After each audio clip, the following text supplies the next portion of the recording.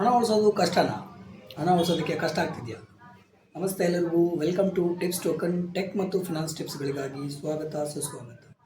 ಇದರಲ್ಲಿ ನಾವು ಕೊಡ್ತಕ್ಕಂಥದ್ದು ದೈನಂದಿನ ಬದುಕಿನಲ್ಲಿ ನಾವು ಅಳವಡಿಸ್ಕೊಳ್ಬೇಕಾದಂಥ ಚಿಕ್ಕ ಪುಟ್ಟ ಬದಲಾವಣೆಗಳು ಅಷ್ಟೇ. ಸಾಕಷ್ಟು ಜನರಿಗೆ ಕಾಡ್ತಕ್ಕಂಥ ಒಂದೇ ಪ್ರಶ್ನೆ, ನನಗೆ ದುಡ್ಡನ್ನು ಉಳಿಸೋದಕ್ಕೆ ಆಗ್ತಾಯಿಲ್ಲ ಅನ್ನೋದು. ನಾನು ಕೆಲಸಕ್ಕೆ ಹೋಗ್ತಾ ಇದ್ದೀನಿ, ಸಂಬಳ ಬರುತ್ತೆ, ದುಡ್ಡು ಉಳಿಸೋದಕ್ಕೆ ಆಗ್ತಾಯಿಲ್ಲ. ನಾನು ಬಿಸ್ನೆಸ್ ಮಾಡ್ತಾಯಿದ್ದೀನಿ, ದುಡ್ಡನ್ನು ಗಳಿಸ್ತಾ ಇದ್ದೀನಿ, ಅದು ಉಳಿಸೋದಕ್ಕೆ ಆಗ್ತಾಯಿಲ್ಲ. ಇದಕ್ಕೆ ಸಾಕಷ್ಟು ಕಾರಣಗಳಿರ್ಬೋದು. ಇದನ್ನು ಒಟ್ಟಾರೆಯಾಗಿ ನೋಡೋದಾದರೆ ಇದನ್ನು 2-3 ಥರದಲ್ಲಿ ವಿಂಗಡಣೆ ಮಾಡ್ಬೋದು. ಕನ್ನಡದಲ್ಲಿ ಒಂದು ಗಾದೆ ಇದೆ, ಉಳಿಸುವ ಹಣವೇ ಗಳಿಸುವ ಹಣ ಅಂತ. ನೀವು ಎಷ್ಟು ಗಳಿಸ್ತೀರಾ ಅದಕ್ಕಿಂತ ಉಳಿಸೋದು ಎಷ್ಟು ಮಾಡ್ತೀರಾ ಅದರ ಮೇಲೆ ಗಳಿಸೋದು ಜಾಸ್ತಿ ಇರುತ್ತೆ. ಹಾಗಾಗಿ ಉಳಿಸೋದು ತುಂಬ ಪ್ರಾಮುಖ್ಯ. ಈ ಕಾರಣಗಳನ್ನು ನೋಡ್ತಾ ಹೋಗೋದಾದರೆ ಇದನ್ನು ನಾವು ಬ್ರಾಡಾಗಿ 2 ರೀತಿಯಾಗಿ ನಾವು ಡಿವೈಡ್ ಮಾಡ್ಬೋದು. ಒಂದು, ಬಳಸೋ ವಿಧಾನ. ಎರಡನೇದು, ಯಾವುದರ ಮೇಲೆ ನಾವು ಬಳಸ್ತಾ ಇದ್ದೀವಿ ಅನ್ನೋದು. ಹಾಗಾದರೆ ಒಂದೇದು ಯಾವುದು? ಬಳಸೋ ವಿಧಾನ. ಹಿಂದೆಲ್ಲ ನೋಡಿರ್ಬೋದು, ಖರ್ಚು ಮಾಡೋದು ನಗದು ರೂಪವಾಗಿ ಖರ್ಚು ಮಾಡ್ತಾಯಿದ್ರು. ಹಾಗಾಗಿ ಕೈಯಿಂದ ಹೋಗ್ತಾ ಇರತಕ್ಕಂಥ ದುಡ್ಡು ಅವ್ರಿಗೆ ಕಂಟ್ರೋಲಲ್ಲಿ ಇರ್ತಾಯಿತ್ತು. ಅಂದರೆ ಎಷ್ಟು ಖರ್ಚಾಗ್ತಿದೆ ಅನ್ನೋದು ಅವ್ರಿಗೆ ಗೊತ್ತಾಗ್ತದೆ. ಇವಾಗೆಲ್ಲ ಬದಲಿಯಾಗಿದೆ. ದುಡ್ಡನ್ನು ಖರ್ಚು ಮಾಡಬೇಕಾದ್ರೆ ನಮಗೆ ಸಾಕಷ್ಟು ಮಾರ್ಗಗಳಿವೆ. ಕಾರ್ಡ್ ಥ್ರೂ ಪೇಮೆಂಟ್ ಮಾಡ್ಬೋದು, ಅಥವಾ UPI ಥ್ರೂ ಪೇಮೆಂಟ್ ಮಾಡ್ಬೋದು, ಅಥವಾ ಕೆಲವೊಂದು ಚಿಕ್ಕ ಪುಟ್ಟ ಕ್ಯಾಶ್ ಥ್ರೂ ಕೂಡ ಪೇಮೆಂಟ್ ಮಾಡ್ಬೋದು. ಇಲ್ಲಿ ಏನಾಗುತ್ತೆ ಅಂತಂತಂದರೆ, ಕಾರ್ಡ್ ಥ್ರೂ ಪೇಮೆಂಟ್ ಮಾಡೋದು ಅಥವಾ UPI ಥ್ರೂ ಪೇಮೆಂಟ್ ಮಾಡೋದು ಗಮನಕ್ಕೆ ಸಿಗೋದು ತುಂಬ ಕಷ್ಟ ಆಗುತ್ತೆ. ಹಾಗಾಗಿ ಇದರ ಮೇಲೆ ಸ್ವಲ್ಪ ಕೆಲಸ ಮಾಡಬೇಕಾಗುತ್ತೆ. ನಮ್ಮ ದೈನಂದಿನ ಎಕ್ಸ್ಪೆಂಡಿಚರ್ ಯಾವ ರೀತಿ ಜಾಸ್ತಿ ಆಗ್ತಾಯಿದೆ ಅದರ ಮೇಲೆ ಸ್ವಲ್ಪ ನಾವು ಕೆಲಸ ಮಾಡ್ಬೋದು. ಅದನ್ನು ಸ್ವಲ್ಪ ಕಂಟ್ರೋಲ್ ಮಾಡಿದ್ರೆ ಖರ್ಚನ್ನು ಉಳಿಸ್ಬೋದು.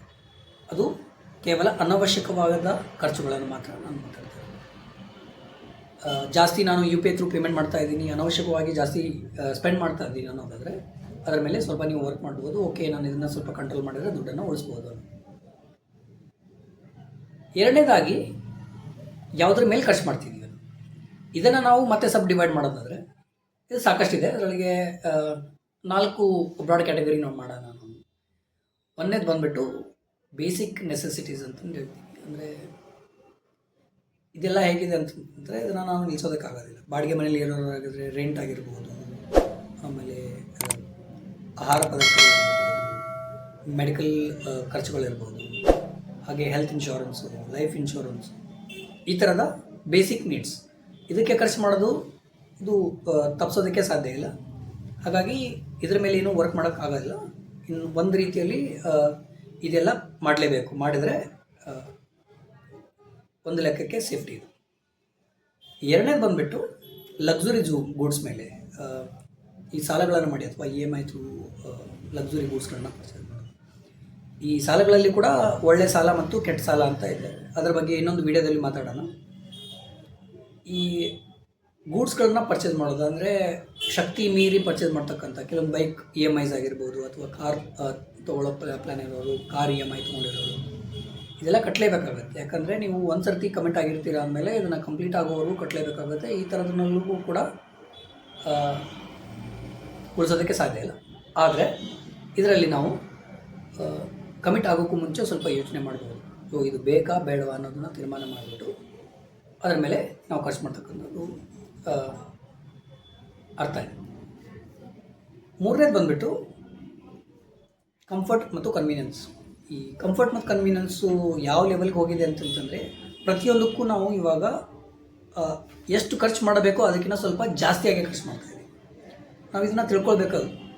ಯಾಕಂದರೆ ಇವಾಗ ನಾವು ಅಬ್ಸರ್ವ್ ಮಾಡಿರ್ಬೋದು, ಶಾಪಿಂಗ್ ಅನ್ನೋದು ಹೆಂಗೆ ಹೋಗಿದೆ ಅಂತಂದರೆ, ಮೊದಲೆಲ್ಲ ಅಂಗಡಿಗಳಿಗೆ ಹೋಗಿ ಶಾಪ್ ಮಾಡ್ಕೊಂಡು ಬರೋದಾತಂದರೆ ಅದಕ್ಕೊಂದು ಲಿಮಿಟ್ ಇರ್ತಾಯಿತ್ತು.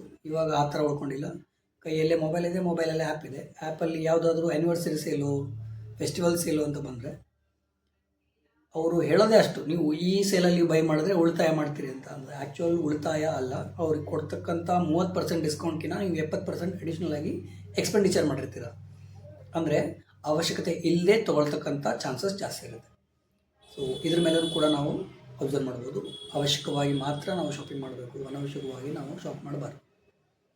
ಎರಡನೇದಾಗಿ, ಸಿಟಿಗಳಲ್ಲಿ ಇವಾಗ ಫುಡ್ ಡೆಲಿವರಿ ಆ್ಯಪ್ಗಳು ಬಂದಿದೆ. ನೀವು ಹೋಟೆಲ್ಗೆ ಹೋಗಿ ಖರ್ಚು ಮಾಡ್ತಕ್ಕಂಥ ₹100 ಆಗಿದ್ದರೆ ಅದೇ ₹100 ನೀವು ಮನೆಗೆ ತರಿಸ್ಕೊಳ್ಳೋದಾದರೆ ಕನ್ವೀನಿಯನ್ಸ್ ನಿಮಗೆ